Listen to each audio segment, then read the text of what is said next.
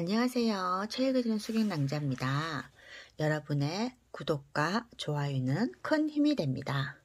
오늘은 빚 걱정 없이 살고 싶다. 심효섭 정. 오늘은 프롤로그 빚보다 무서운 생각 어떻게든 되겠지 읽어드리겠습니다. 나 또한 빚으로부터 자유롭지 못하다. 17년 동안 급여 생활자와 창업, 폐업, 계약직 등의 과정을 거치면서 순탄하지 않았던 만큼 개인 부채 곡선도 등락을 거듭했다. 수입에 많고 적음은 있었지만 여전히 돈을 벌기에 비상하니 당장의 고통은 아니었다. 그저 내 인생의 기회까지 묵묵히 걸어갈 계획만 세웠다. 당장 굶어 죽는 것도 아닌데 열심히 살다 보면 언젠가는 해결되지 않겠어? 라고 자유했는지도 모르겠다.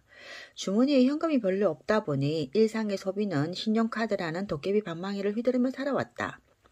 결제일이 다가오면 신경 쓰였지만 매달 그럭저럭 지낼 수 있었다. 내 빚이 줄어들지 않는다는 사실은 까맣게 잊은 채 말이다. 어느덧 40대 중반 우리 사회의 평균 수명은 계속 늘어간다는데 나의 경제활동 수명은 과연 얼마나 될까? 언젠가는 은퇴할 텐데 그때까지 무엇을 준비하는 걸까? 만약 수입이 지출을 쫓아갈 수 없는 상황이 된다면 최악의 경우 몇 푼 되지 않는 국민연금조차 대출 이자로 빨려 들어가는 상황이 온다면 상상하고 싶지 않은 모습이다. 그렇다면 나는 어떤 대안이 있는 걸까? 더 이상 경제활동을 할 수 없어서 이제 막 사회생활을 시작한 자식에게 의지해야 한다면 그들 삶은 어떻게 될까?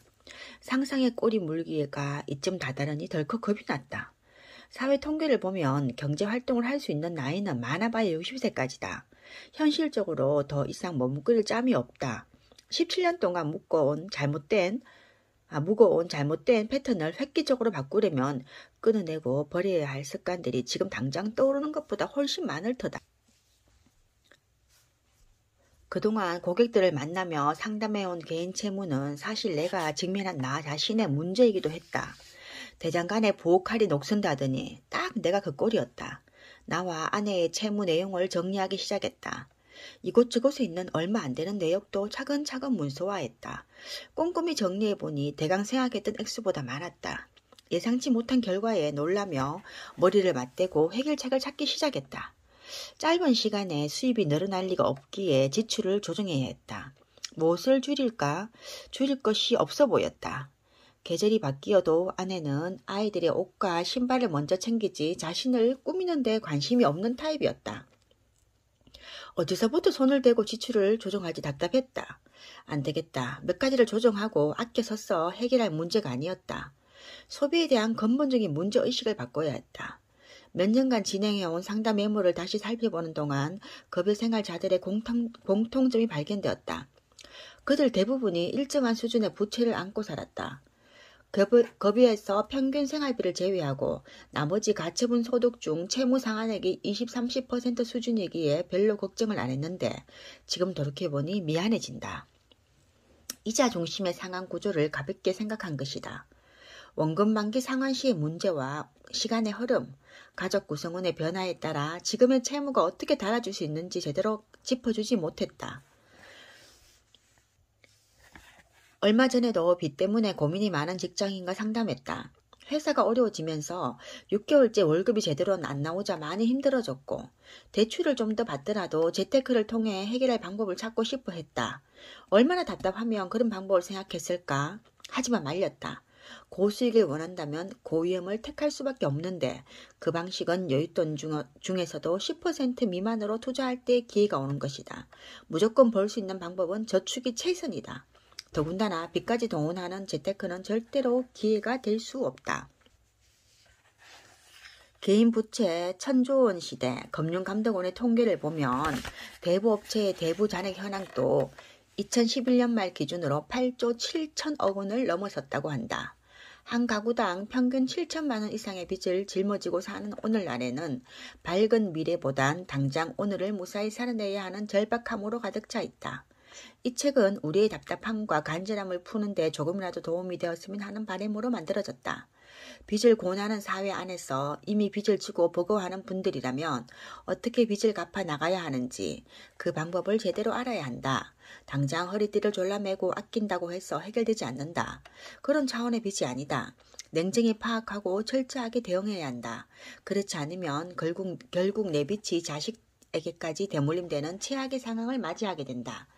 안일하게 생각한다면 노후까지 빚으로 허덕이는 상황에 직면하고 만다. 따라서 이 책은 왜 빚이 무서운지 이야기하고 빚이 생기는 원인을 파악하며 그에 맞는 해결법을 제시한다. 먼저 제1장에서는 자신이 경제활동을 하고 있기 때문에 빚에 대하여 무감하게 반응하는 사람들의 모습을 조명할 것이다. 빚 없는 사람도 있나? 빚 좀 있다고 뭐 문제 되겠어? 라는 생각이 얼마나 위험한지를 주변의 사례를 통하여 확인해 볼 수 있다. 제2장은 우리가 가지고 있는 빚의 정체를 일반적인 라이프 사이클을 통해 정리했다. 개인 채무의 다양한 형태가 결국 개개인이 살아가면서 필연적으로 발생할 수밖에 없는 삶의 비용이란 측면에서 검토했다. 누구도 빚으로부터 자유로울 수 없는 것이다.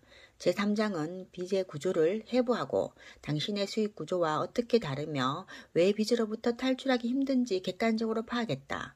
아울러 빚에서 탈출하기 위한 첫 발자국은 무엇이 되어야 하는지를 확인할 수 있다. 제4장은 필연적으로 발생하는 빚을 어떻게 해결해야 하는지 다양한 실제 사례를 통해 정리했다.